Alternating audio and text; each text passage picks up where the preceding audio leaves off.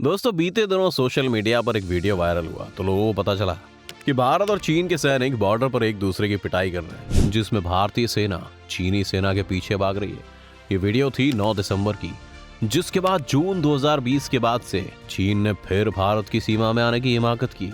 इसके बाद जब मामला साफ हुआ तो पता चला कि इस बार चीन ने ईस्टर्न सेक्टर में मौजूद अरुणाचल प्रदेश के तवांग में दाखिल होने की कोशिश की, जिसमें भारतीय सैनिकों ने भी चीन को मुंह तोड़ जवाब दिया है। एक भी सैनिक भारत की धरती पर दाखिल नहीं हो सका।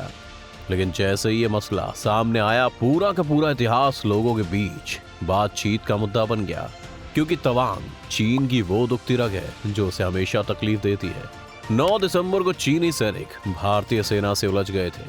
तवांग के पास यांगसे में घटना हुई है। यांगसे 17,000 फीट की ऊंचाई पर तवांग का वो हिस्सा है जिस पर करीब 60 साल पहले 1962 की जंग के बाद से ही चीन की बुरी नजर है। और आपको बता दें कि चीन उसी जंग के दौरान से ही तवांग के यांगसे पर कब्जे के सपना देख रहा है। सेना के सोर्सेस की माने तो यांगसे को पीपुल्स लिबरेशन आर्मी की हमेशा से निशाना बनाने की फिराक में रहती थी। आखिर तवांग और यांगसे में ऐसा क्या है जो चीनी राष्ट्रपति शी जिनपिंग इस पर कब्जा करने का सपना पाले हुए हैं? पहले इसे समझने की कोशिश करते हैं दोस्तों। तवांग पर चीन के गहरे एम्बिशन को समझने के लिए ब्रिटिश रूल के टाइम की तरफ जाना होगा, जब भारत पर अंग्रेजों का राज था। तब तक चीन मैकमहन रेखा को लेकर एकदम खामोश था। लेकिन जैसे 1947 में ब्रिटिश गवर्नमेंट खत्म हुई और इसके साथ ही चीन बेचैन हो गया, और इस बेचैनी में सबसे पहले उसकी नजरें अरुणाचल प्रदेश पर जा टिकी, जिसे वो भारत की जगह सदर्न तिब्बत का हिस्सा बताता है। लेकिन आपको बताएं कि इतिहास में ऐसी कोई भी घटना या किस्सा नहीं है जो ये साबित कर सके कि अरुणाचल प्रदेश तिब्बत या फिर चीन का हिस्सा है। चीन हमेशा से ही अपने और भारत के बीच में अरुणाचल प्रदेश को तनाव का मसला बनाता आया है। बात करते हैं यांगसे की। ये जगह तवांग से 35 किलोमीटर दूर नॉर्थ ईस्ट डायरेक्शन में है। पिछले साल नवंबर में भी यहीं पर चीनी सैनिकों के साथ झड़प होने की खबरें आई थी। यांगसे मार्च के महीने तक बर्फ से ढका रहता है, लेकिन उसके बावजूद ये जगह भारतीय सेना के लिए स्ट्रैटेजिक इंपॉर्टेंस रखती है। सूत्रों के मुताबिक भारत और चीन के 3 से 3,500 सैनिक इस इलाके के आसपास तैनात रहते हैं।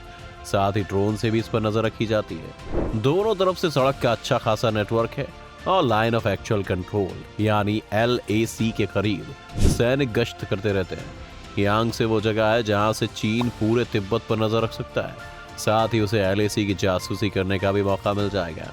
इस स्ट्रैटेजी के लिए ही तो 1962 में भारत और चीन के बीच पहली जंग हुई थी, और इस जंग में चीन ने तवांग को हासिल करने के लिए पूरी कोशिशें की।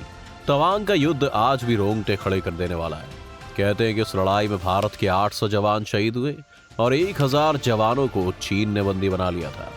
चीन बॉर्डर के करीब पिछले 1 दशक से कई तरह के कंस्ट्रक्शन वर्क कर रहा है। हाईवे से लेकर मिलिट्री पोस्ट, हेलीपैड्स और मिसाइल्स लॉन्चिंग साइट्स तक उसने तैयार कर लिए है। ये सब कुछ तवांग के करीब है, इसीलिए जगह और भी ज्यादा सेंसिटिव हो चुकी है। इसीलिए भारत भी इस पर बिल्कुल भी नरमी बरतने को तैयार नहीं है।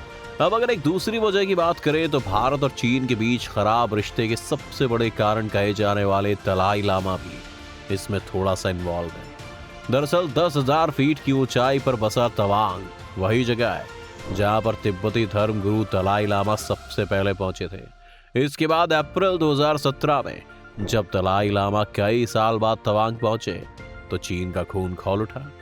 अब खून क्यों खोला, इस पर आप ऐसे समझ सकते हैं कि दलाई लामा को चीन एक सेपरेटिस्ट लीडर मानता है, जो तिब्बत को चीन से अलग करने के लिए प्रयास करते हुए चीन की सरकार की नजर में आए थे।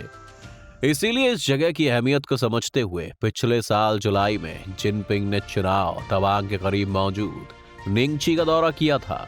और यह दौरा इसलिए भी खास कहा गया क्योंकि वो चीन के पहले नेता थे जो यहाँ पर पहुंचे थे। निंगची तिब्बत का शहर और अरुणाचल प्रदेश से सटा है।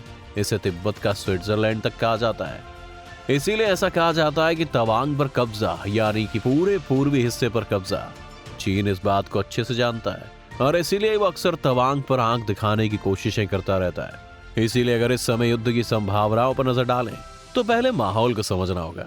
दरअसल हमें याद रखने की जरूरत है कि LAC पर कभी भारत और चीन एक साथ एक बात पर सहमत नहीं रहे। दोनों का ही कम ज्यादा होता रहता है।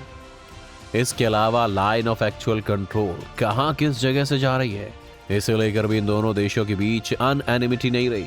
इसीलिए पहाड़ी इलाके के कुछ हिस्सों में एलएसी को लेकर दोनों ही देशों की एक दूसरे से अलग अजम्पशन है। कुछ ऐसे इलाके हैं जिस पर दोनों ही देश अपना दावा करते हैं। इसीलिए ऐसे इलाकों में पेट्रोलिंग के दौरान दोनों देशों के सैनिक अक्सर आमने सामने आ जाते हैं, क्योंकि दोनों ही पक्षों को लगता है कि वे तो सिर्फ अपने इलाकों में गश्त कर रहे हैं, लेकिन सेकंड पार्टी को यह लगता है कि वह अतिक्रमण कर रहा है। दोनों देशों के सैनिकों को लगता है कि दूसरा उनके इलाके में घुसा है।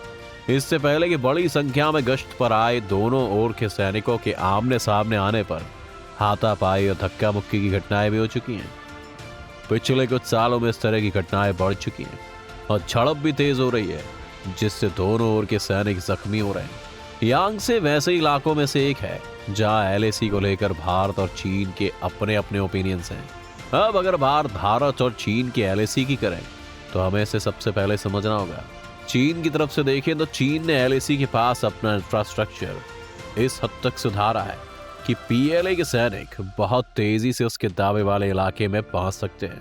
इसके अलावा ये बात किसी से छिपी नहीं है कि चीन अपने सैनिकों को सीमा के पास बढ़ाने में सक्षम है।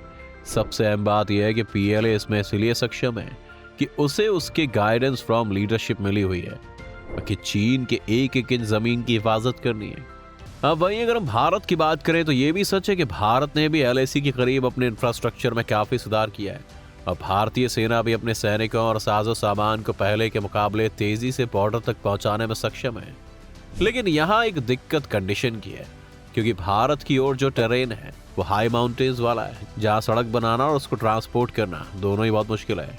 वहीं दूसरी तरफ चीन की ओर भूभाग ऐसा है दोस्तों जो आसानी से कंस्ट्रक्शन एंड ट्रांसपोर्टेशन हो सकता है। वहाँ तिब्बत के पठार का इलाका है जहाँ इंफ्रास्ट्रक्चर विकसित करना और ट्रांसपोर्टेशन मुश्किल नहीं है। अब ये सवाल लाजमी है कि दोनों देश एक ही बार में ये क्यों नहीं तय करते कि एलएसी को लेकर दोनों की समझ समान हो जाए, यानी दोनों एक पेज पर आ सके कि एलएसी वास्तव में कहाँ है। तो आपको बताएं कि 1990 के दशक से भारत अपने पड़ोसी चीन को ठीक यही ऑफर देता है। अगर हम एलएसी को लेकर कॉमन सेंस बनाने में सक्सीडेड होते हैं, खासकर कॉन्फ्लिक्ट वाले इलाकों पर, तो इससे झड़प जैसी कंडीशंस की नौबत नहीं आएगी। पेट्रोलिंग को लेकर अक्सर सैनिकों के आमने सामने आने की घटनाएं तत्काल जरूर रुक जाएंगी। इससे सीमा पर और ज्यादा शांति और स्थिरता आएगी। लेकिन ये बात तो थ्योरेटिकल बातें हो गई, पर एलएसी को स्पष्ट और परिभाषित करने की कवायदों में लगातार रोड़ा अटकाता जा रहा है। इसके पीछे शायद चीन का डर है कि अगर एलएसी को लेकर दोनों साइड्स में समान समझ बन गई तो इस रेखा को ही दोनों देशों के बीच की बॉर्डर मान लिया जाएगा, जो शायद उन्हें मंजूर ना हो, क्योंकि वो किसी भी तरह से अपने बॉर्डर को एक्सपेंड करने की कोशिश में लगे रहते हैं।